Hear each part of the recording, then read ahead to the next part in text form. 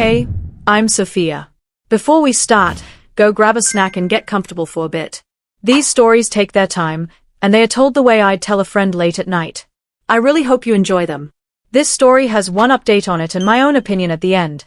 Comment and tell me if you agree. Let's begin. When my family ignored my achievements, I threw a celebration that left them stunned.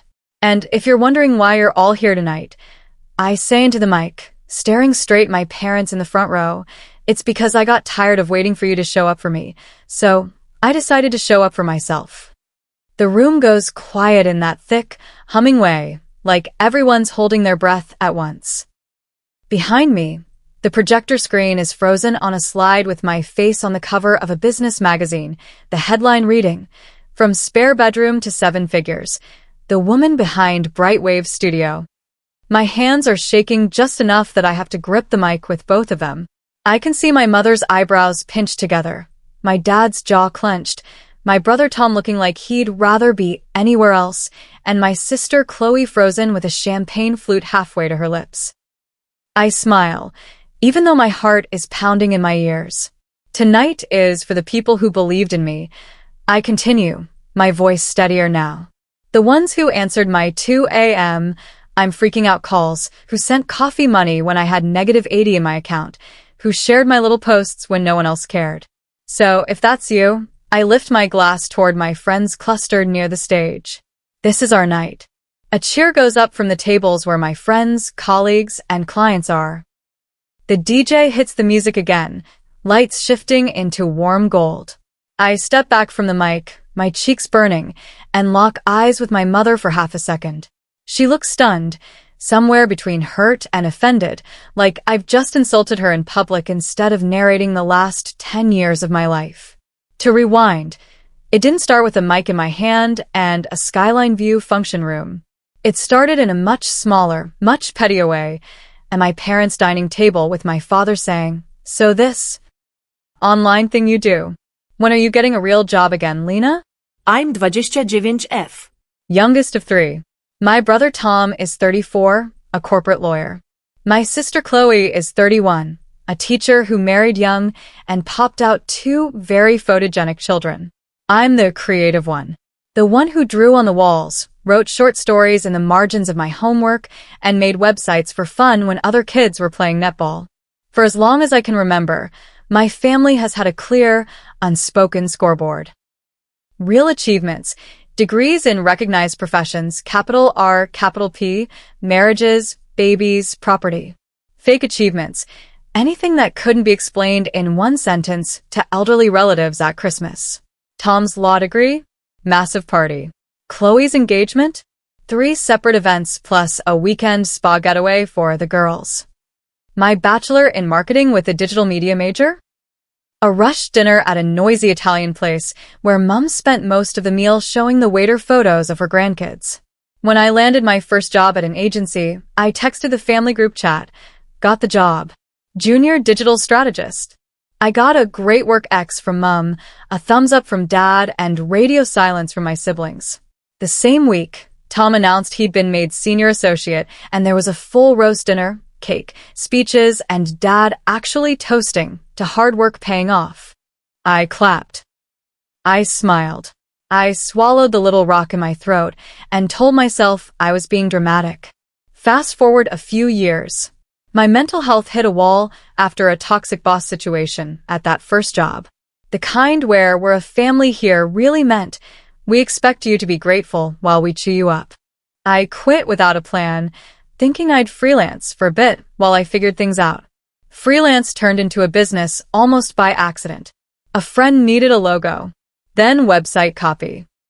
Then her cousin's cafe needed social media. I took every job that came my way. There were months I ate toast for dinner and paid rent by the skin of my teeth. When I told my parents I'd formally registered Brightwave Studio as a business, Dad's first response was, "So you're unemployed, but with paperwork?" "It's a registered company, Dad," I said, heat rising in my cheeks. "I have clients. I invoiced 6 people last month." He made that little dismissive noise. "Just don't let it drag on, okay? You're almost 30. You need stability." Chloe chimed in from the other side of the table. It's cute you're trying something fun while you're young, though. I'm not on a gap year, Chloe, I said. This is the job.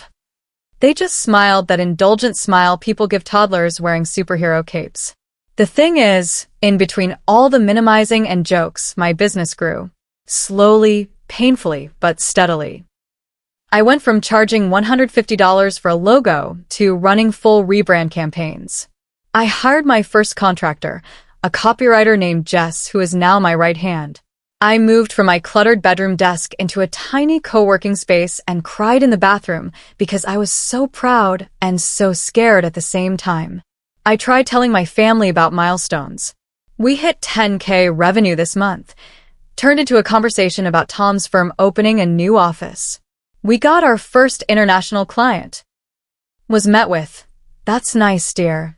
Did you see the photos I posted of the kids' school concert?" At some point, I stopped bringing it up. What broke me wasn't even the big things. It was the little cuts. Like when Mum changed the family group chat name from the Martins to the Martins plus Lena as a joke after I said I couldn't make a random Sunday lunch. Or how, when I mentioned I might apply for a business award, Dad laughed and said, "Those things are just popularity contests." Then I actually won one. 6 months ago, I got an email that I reread about 12 times before it sank in. I'd been named Young Entrepreneur of the Year by a National Small Business Association. There was going to be a proper awards night, a feature in their magazine, networking with investors, the whole thing. I called Mum first. "I won the award," I said, barely able to keep the smile out of my voice. "Mum, they picked me out of hundreds of applicants." "That's lovely, sweetheart," she said. "When is it?" "In August. A Friday night. They said I can invite a table of guests. I'd really love you guys to be there." She hummed. "Oh, we'll have to see. Tom's firm usually does drinks on Fridays. And Chloe might have parent-teacher interviews. But we'll see what we can juggle." I added the details in the family chat, anyway. On the night, I walked into the hotel ballroom in a rented navy jumpsuit, hands sweating, heart doing gymnastics. At my 8-person table were Jess, my designer Mateo, my oldest friend Sarah, and my boyfriend, Ethan. The 4 empty seats stayed empty. At 9:47 p.m., while the keynote speaker was on stage, a message popped up in the family chat. "Mum, good luck tonight, XX, I'm sure you'll do great. Send pics." I stared at my phone, nausea rising. They'd remembered. They just hadn't come. When my name was called as the winner, my whole table stood up yelling. I walked to the stage on shaky legs, smiled for photos, shook hands, said thank you into a microphone to a room full of strangers who applauded louder than my own family ever had. Later that night, in bed with my heels kicked off and my makeup smudged, I sent a photo of me holding the glass trophy into the family chat. Tom replied the next morning with, "Nice one." Chloe sent a clapping gif. Mum wrote, "Proud of you, honey. We'll celebrate next time you're here." We never did. A few weeks later, I was at my aunt's house for my cousin's baby shower when I overheard Mum in the kitchen. She was talking to Aunt Maria, voice low. "Oh, that business thing Lena does? She won some online award for it," Mum said. "You know how those things are. It's all who you know. I just don't want her to get her hopes up. She needs something stable eventually."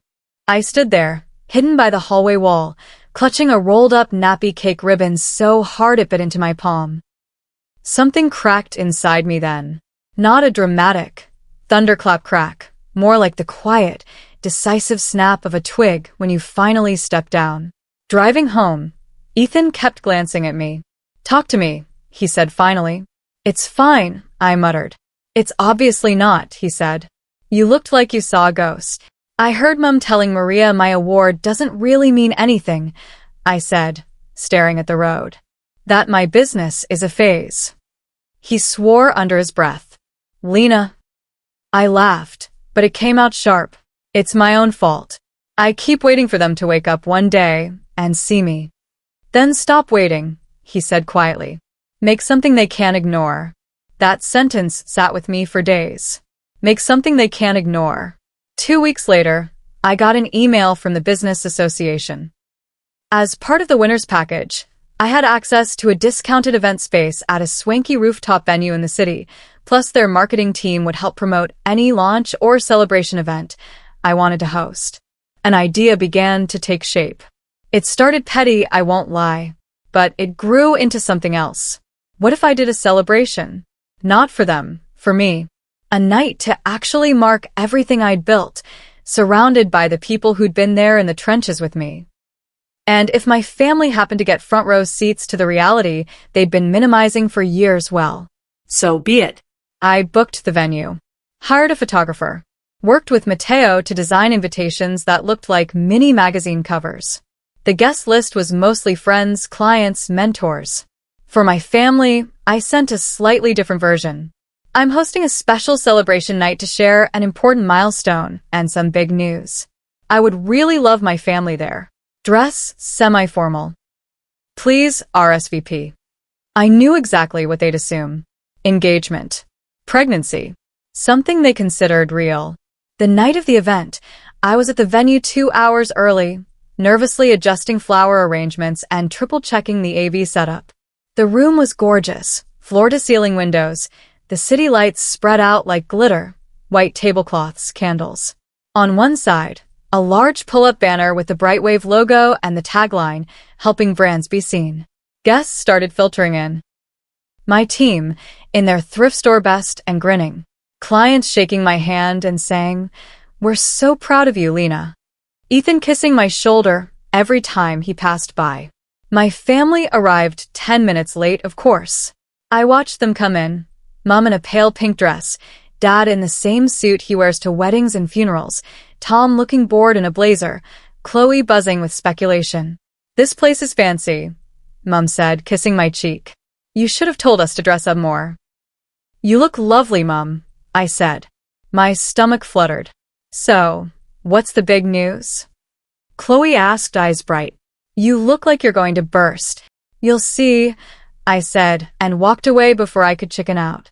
Once everyone had a drink and the room had warmed into a pleasant buzz, the MC, a friend of mine who owed me a favor, tapped the mic. "All right, everyone, if we could grab a seat, Lena has a few words to say."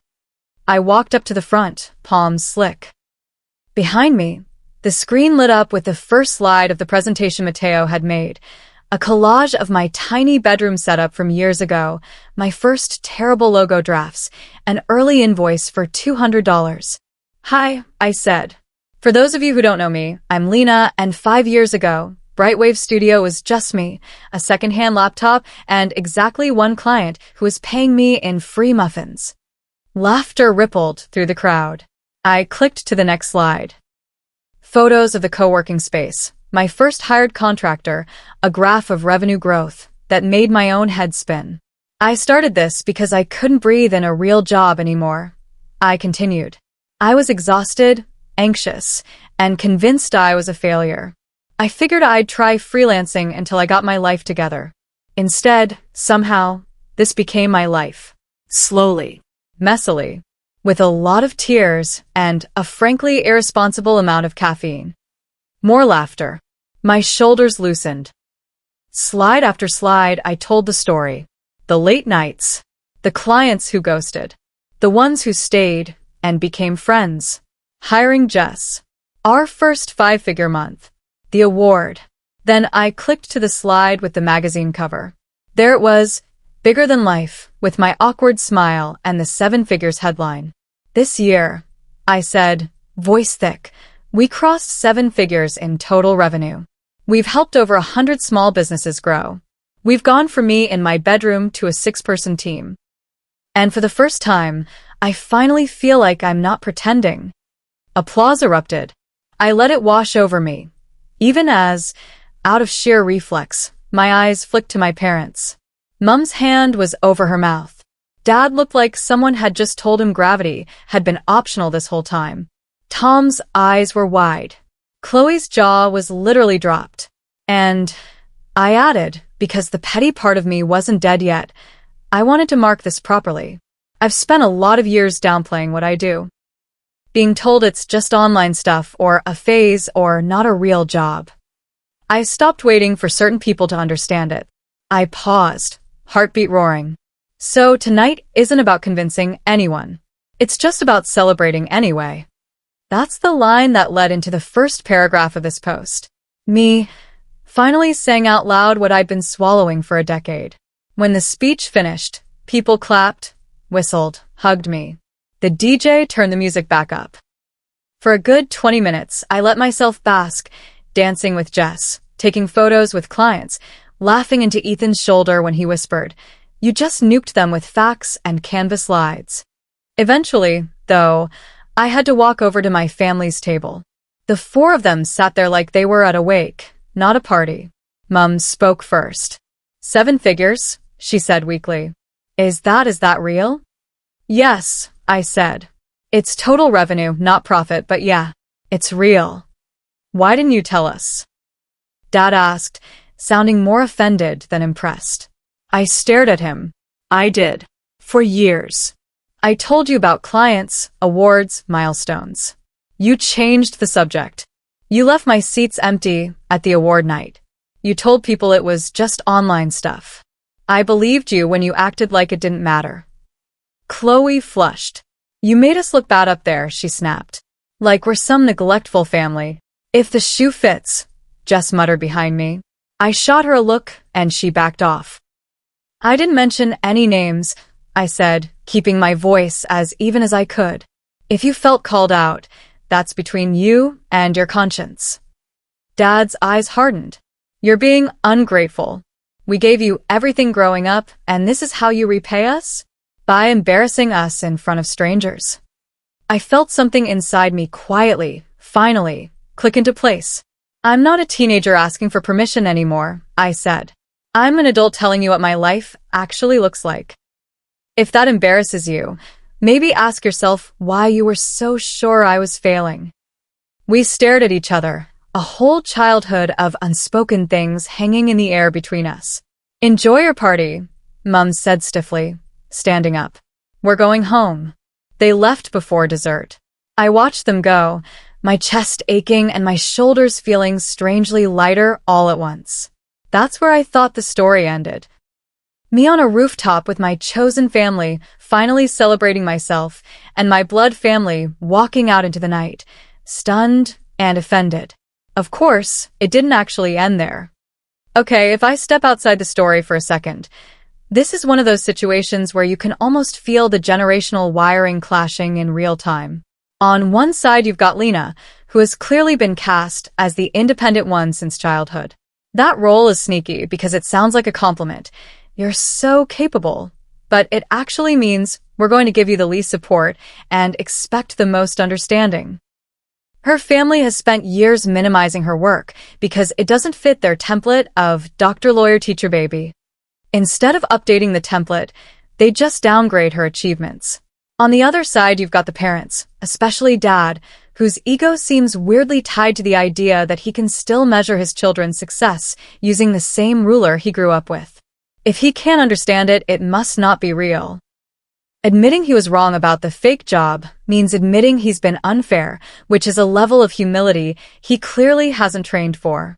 Chloe and Tom are almost background noise in this first half, but they serve an important function. They're the ones whose socially recognizable milestones keep being put on a pedestal. They're comfortable in a system that benefits them, so of course they see Lena's truth-telling as making us look bad instead of accurately describing reality. Is the rooftop speech a little bit petty? Absolutely. Is it also justified? In my opinion, yes. When someone has ignored your success for a decade, you're allowed one PowerPoint of righteous clarity. Anyway, as cathartic as that night was, family patterns don't resolve in one speech. Hence, it's been 8 months since the rooftop incident, as my brother now calls it. Because of course it has a nickname. The morning after the party, I woke up with a champagne hangover and a flood of notifications. Half were from friends posting photos and tagging me, so proud of this powerhouse. The other half were from my family. Mum, I didn't sleep all night. I can't believe you'd humiliate us like that. Dad, you owe your mother an apology. That speech was completely out of line. Chloe, in the siblings-only chat you made it sound like we don't care about you at all. You know that's not true. Tom, that was intense. I stared at the messages, my mouth dry, and realized I had two options. Backpedal like I always did, sorry, I didn't mean it like that. Or hold my line. For once, I chose the second. To Mum, I wrote. I didn't name you. I talked about my experience. If you're embarrassed, it's because you know you haven't shown up for my achievements the way you have for Tom and Chloe. To Dad, I'm not apologizing for telling the truth about my own life at my own event.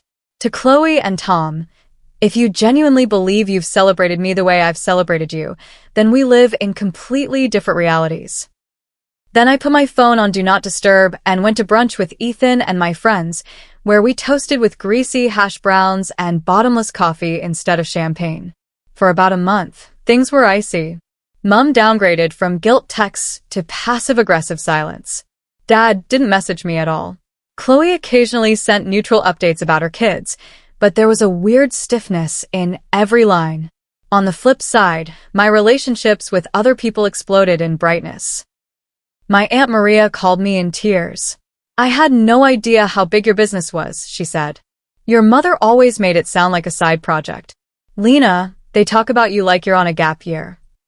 I laughed, but it had an edge. Yeah. I know. Well, I'm proud of you, she said. And so is your uncle. Your cousin Sophia won't stop talking about starting her own design studio now. You're her new hero. That call hurt and healed at the same time. It made me realize my parents' version of me had been the one circulating through the family, not the real one. I started hanging out more with my chosen family, my team, my friends, Ethan's siblings. We had game nights where everyone asked about my projects with genuine curiosity. When I signed my biggest client to date, Jess showed up at my door with cheap Prosecco and a handmade CEO AF card. Meanwhile, the family chat got quieter. It's weird how heavy silence can feel through a phone screen. About 2 months post-rooftop, I got a text from Tom. Coffee? No agenda. Just want to talk. We met at a cafe halfway between his office and my co-working space. He showed up in his suit, looking older than I remembered, lines at the corners of his eyes that hadn't been there before. So, he said, after the awkward small talk, you dropped a bomb. I stirred my latte. I told the truth. He sighed. Yeah. I know. He was quiet for a moment. For what it's worth, I didn't realize how much we'd been sidelining your stuff. I mean, I knew Mum didn't get it, but I guess I just went along with it. You all did, I said. Do you have any idea what it felt like, watching you get a full roast dinner and speeches for each promotion while my award night seats stayed empty? He winced. That was shitty. I'm not going to pretend it wasn't. Silence. Coffee cups. I think, he said slowly, Mum and Dad needed you to be fine so they could focus on the things they understood.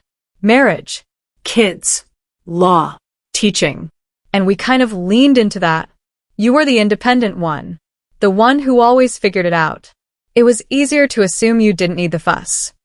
I needed my family to show up, I said. Not money. Not help. Just presence. I know, he said. I'm sorry.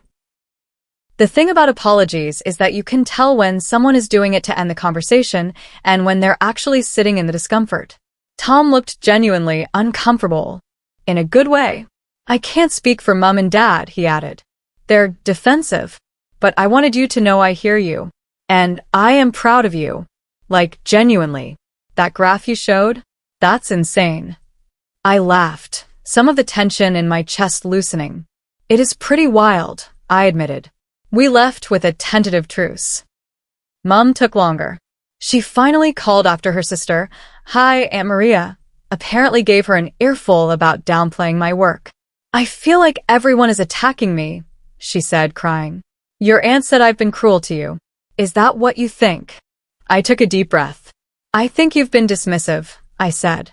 And I think you've been unfair. When Tom passed an exam, you threw a party. When Chloe announced a pregnancy, you ordered balloons. You didn't even come to my award night. You've told people my business isn't real. That hurts, Mum. It hurt then, and it still hurts now. She sniffed loudly. I just didn't understand it. All this online marketing. I didn't know it was important. It was important to me, I said. Isn't that enough? There was a long pause. I'm sorry, she whispered. I didn't realize how much I was hurting you. I appreciate that, I said. But an apology doesn't erase the past. It's going to take time and different behavior for me to feel close to you again. That's been my new mantra, by the way. Apologies are a starting point, not a reset button. Dad was, unsurprisingly, the toughest nut to crack. He finally agreed to meet me for a walk a few weeks ago after, according to Mum, Uncle Raphael had words with him about still sulking like a child. We walked around the lake near their house, in that awkward side-by-side way where you can avoid eye contact if you need to. You know I only wanted you to be secure, he said eventually. The freelance thing scared me. I know, I said. But instead of admitting you were scared, you treated me like a joke. He flinched. I worked my whole life in a job I hated because I didn't have options, he muttered. You kids do. It's hard for me to wrap my head around it. Law, teaching that I get. This, he waved his hand vaguely, as if trying to gesture at the entire internet. This is another world. You didn't have to understand it, I said. You just had to believe me when I said it mattered. More silence. Ducks on the lake. Children on scooters. I was wrong, he said finally, like the words were heavy. I should have come to your award. I should have taken it seriously. For whatever it's worth, I am proud of you. I just didn't know how to say it without feeling like I was admitting I'd misjudged everything. That's literally what you are admitting, I said, but I smiled a little. He huffed out a laugh. Yeah, I suppose it is. We're not magically healed. He still makes clueless comments sometimes, and I still have to resist the urge to shrink. But there's more awareness now. More space for me to say, hey, that hurt, and for him to say, okay, I'll try not to do that again, instead of launching into a 20-minute defense speech. As for my siblings, Chloe sent a long text about a month ago that basically said, I was hurt about the speech, but I can also see your point. I want my kids to grow up knowing that success looks different for everyone. If you're up for it, I'd like them to see more of what you do. I replied, I'd like that. As long as I'm not just the weird aunt with the online thing. She sent back, deal. Last weekend, her 7-year-old asked me very seriously, Auntie Lena, is it true you make pictures on the computer that make people buy things? When I said yes, he nodded solemnly and said, that's sick, which I'm choosing to interpret as intergenerational healing. The biggest shift, though, isn't in them. It's in me. I stopped structuring my life around the hope that my family will one day throw me a surprise party for being worthy. I stopped waiting for them to validate my choices before I let myself be proud. Instead, I've leaned into the people who were cheering all along. My friends, my team, Ethan, the clients who trusted a girl with a secondhand laptop and a dream. I've started new rituals, end of quarter dinners with my staff, a yearly solo weekend away where I review the business and write myself a letter about how far I've come. The rooftop celebration didn't just leave them stunned. It freed me. It was the night I realized I am allowed to be the main character in my own life, even if my original supporting cast refuses to learn their lines. If my parents want to join the audience now, great. If they leave halfway through again, that's on them. The show goes on either way. Now that the dust has settled, let's talk about everyone in this little family drama, because few. Lena, OP 10 out of 10 character development arc. She starts off as the quintessential low-maintenance child, the one who gets hand-me-down emotional attention because everyone assumes she'll cope. Her biggest flaw is giving her family a decade's worth of chances to do the bare minimum. But she learns. The rooftop party is petty, yes, but it's also deeply symbolic. She literally puts her story on a screen bigger than their doubts. That speech isn't just clapback, it's a line in the sand. Post-update, the real glow-up is not the revenue, it's the boundaries. She doesn't cut everyone off in a blaze of drama, but she also doesn't fold at the first sign of guilt. That's mature, and honestly, rarer than revenge fantasies give it credit for. Mum. Classic I love you. Therefore, I get to define what your success should look like. She's not malicious so much as blinkered. Her currency is recognizable milestones, weddings, babies, respectable job titles. Because she doesn't understand Lena's world, she shrinks it to fit her comfort zone, then acts shocked when that hurts. Her crying isn't always manipulative. Sometimes it's just emotional flailing. But regardless of intent, she did minimize Lena's achievements, and the impact is the same. The fact that she eventually says, "I'm sorry, I didn't realize how much I was hurting you," and actually starts changing behavior nudges her out of villain territory into deeply flawed but redeemable human. Dad. If stubbornness were an Olympic sport, he'd be on the podium. His ego is welded to the idea that he knows best about careers, and Lena's success threatens that worldview. Instead of updating his mental software, he doubles down for years. But his lakeside half-apology is important. He finally admits he was wrong and that fear, not wisdom, was behind his disapproval. It's not a grand cinematic apology, but real life rarely hands those out. His grade, late to the party, but at least he shows up before the lights are turned off. Tom and Chloe. They're the beneficiaries of the family template and coasted on it. They didn't actively sabotage Lena. They just passively enjoyed being the proper successes while she got treated like a side quest. Their real test is what they do after the rooftop wake-up call. Tom's coffee shop accountability and Chloe's "I want my kids to see different kinds of success" message earn them some redemption points. They're proof that you can be complicit in a dynamic and capable of growth once it's pointed out. Overall verdict. This isn't a story where the heroine blows up her life and rides off into the sunset alone. It's quieter and messier. It's about a woman realizing that self-celebration is not arrogance, that telling the truth about your pain doesn't make you cruel, and that sometimes the most radical thing you can do is throw yourself the party no one else thought you deserved, and send the invite anyway.